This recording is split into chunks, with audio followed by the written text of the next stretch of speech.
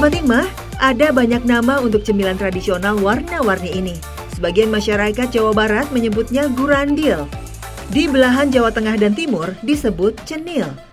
Makanan tradisional dari tepung singkong ini terkenal kenyal, gurih, dan manis karena dicampur dengan parutan kelapa dan gula aren atau gula pasir. Biasa dimakan pagi hari, gurandil atau cenil cocok untuk kudapan sebelum sarapan berat. Memang sekarang jajanan ini tak banyak kita temui di pasar-pasar modern, tapi masih banyak mereka yang berjualan gurandil di pasar tradisional. Salah satu yang masih bertahan adalah Bu Entin. Wanita 45 tahun ini setiap pagi menjemput rezeki dengan berjualan gurandil dan bakso aci kecil di Pasar Bayongbong, Garut. Karena harganya yang murah, hanya Rp2.000 per bungkus, gurandil Bu Entin banyak diminati warung-warung untuk dijual kembali. Setelah selesai berkeliling ke warung-warung, Bu Entin pun menempati tempatnya di pasar. Tidak mirip sebuah lapak sebenarnya. Hanya sepetak tanah berukuran 1 x 1 meter, tepat di pinggir jalanan pasar. Selain menjual gurandil, Bu Entin juga menyediakan bacil alias bakso aci kecil.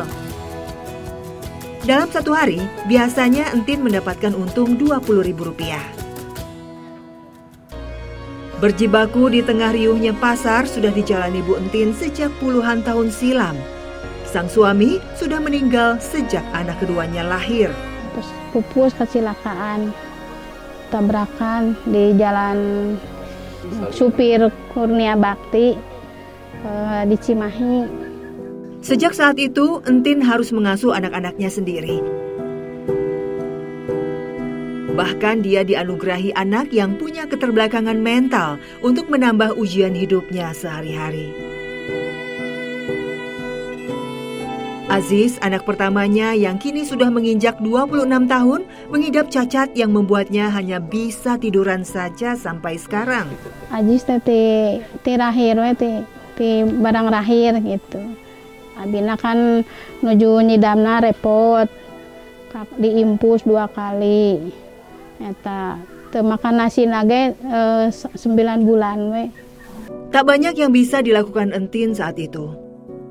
Pengobatan yang sempat dijalani Aziz harus berhenti karena tidak ada biaya. Pernah ke Dokter Wijaya, kenging operasi kapenak nate, teu jalan cairan, teu jalan punggung remusir, alit remusir sur Dokter Wijaya teh. Jantan mah ieu mah tiasa jalan. Merawat Aziz dari kecil hingga beranjak dewasa seperti inilah yang dilakoni Entin setiap hari. Aziz yang tak mampu menggerakkan tubuhnya membuat Entin harus selalu ada untuk Aziz. Dari mulai menyuapi Aziz makan sampai ketika Aziz harus buang air. Bahkan, Entin terpaksa menyeret Aziz ke toilet karena hanya dengan cara itulah dia mampu membawa anaknya. Tak ada yang bisa membantu Entin kecuali tekadnya sendiri. Kondisi Aziz yang nyaris tak bisa ditinggal itulah membuat Entin hanya bisa mengais rezeki di kampung halamannya di Desa Simpang Sari, Cisurupan, Garut. Aziz kan terus ditinggalkan Pak ku abi ke Jakarta di Dama. Aziz teh dikantunkeun dugigeun ka begang teh. Nya eta diwagel kurah ka abi teh ulah di Dama. Kan bumi ini karo ieu dek runtuh gitu ti payun teh. Abi teh nya abi teh kenging setahun di Jakarta, 2 tahun abi teh di Jakarta teh. Nah gitu. Aziz dititipkeun ka abi gitu. Gara ka abi teh cenah geus cenah tong ieu aya nu ngabantos cenah bumi gitu. Saur ka teh. Tadinya abi mah sedih kisah bapak. Setelah berjualan dan merawat Aziz, Entin memulai lagi rutinitasnya membuat gurandil. Proses dimulai dari menyiapkan 1,5 kg tepung aci. Tepung diberikan garam, lalu diaduk rata. Air panas yang telah disiapkan kemudian dimasukkan sedikit demi sedikit. Selanjutnya, Entin memberikan pewarna makanan pada adonan. Setelah itu, adonan diuleni sampai kalis. Adonan gurandil lalu dibentuk menjadi loncong kecil dan dipotong menggunakan spatula sesuai ukuran. Di sela-sela membuat gurandil, terkadang ada tetangga yang datang untuk membantu Entin. Sebuah hal yang disyukurinya, mengingat tak jarang ada yang mengecek kondisi Entin, terutama yang berhubungan dengan Aziz. Sok diledek kun sanes gitu. Ya cenah tiasa jalan Aziz gitu. Ayo jalan gitu. Cenah gaduh murang kali teu ieu teu jalan gitu saura teh. Abi teh sok sedih gitu. Potongan-potongan kecil gurandil lalu direbus selama kurang lebih 30 menit. Setelah matang dan mencapai kekenyalan yang pas, gurandil lalu dicampur di kelapa parut yang telah dikukus sebelumnya. Tak lupa gula pasir juga disiapkan untuk nanti dicampurkan bersama gurandil. Selain gurandil, Entin juga membuat bacil untuk dijual. Gula garam, kaldu, dan bawang putih disiapkan. Aci kawung diaduk dengan air lalu disaring dan dimasukkan pada bumbu untuk dijadikan biang adonan. Selanjutnya, biang tersebut direbus dan diaduk pelan sampai mengental. Tepung terigu dicampurkan dan diulen hingga kalis. Adonan lalu dipotong kecil-kecil untuk kemudian direbus dan dimasukkan dalam kemasan. Satu plastik bacil hanya dia jual seharga 500 perak. Lumayan murah tentu buat mereka yang ingin sekedar mengganjal perut dengan jajanan dari tepung aci ini. Orang tua yang diuji dengan anak yang tidak normal atau dalam kondisi difabel. Ini tentu saja memuliakannya, mengurusnya, membesarkannya, butuh tantangan-tantangan. Tetapi pahala selalu berbanding lurus dengan amalan-amalan kita. Allah Subhanahu wa taala tidak pernah menyia-nyiakan itu. Di dalam Islam, bagaimana seorang memuliakan orang-orang yang difabel ini luar biasa.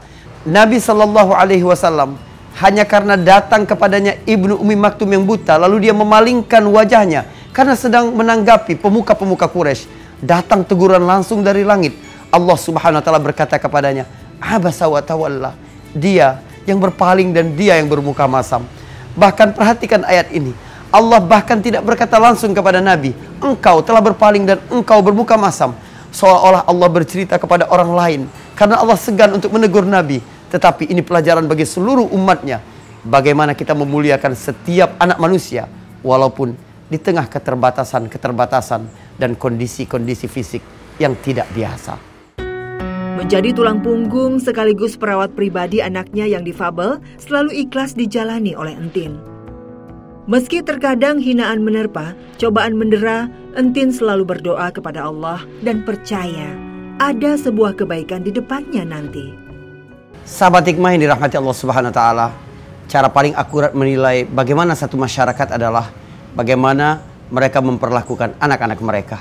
Di antara rahasia hadis Nabi Shallallahu Alaihi Wasallam diriwayatkan oleh At-Tirmidzi dan Abu Dawud, "Laisa minna man lam yarham saghirana wa la ya'rif syarafa kabirina." Bukan termasuk golongan kami orang yang tidak menyayangi anak kecil dan tidak mengetahui kehormatan dan kemuliaan orang tua. Masing-masing memiliki tanggung jawab dan kewajiban. Masing-masing memiliki hak-haknya pula.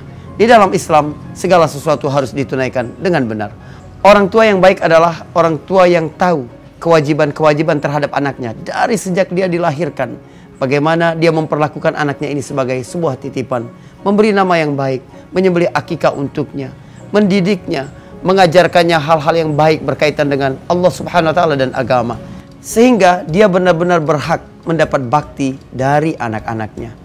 Sesibuk apapun dirimu di luar rumah, tidak pernah mengurangi tanggung jawabmu kepada anak-anak. Nanti pada hari kiamat yang akan Allah tanyakan utamanya adalah yang menjadi tanggung jawab kita yang paling kecil, yaitu keluarga yang kita pimpin. Semoga bermanfaat, menggali hikmah, menuai berkah. Assalamualaikum warahmatullahi wabarakatuh.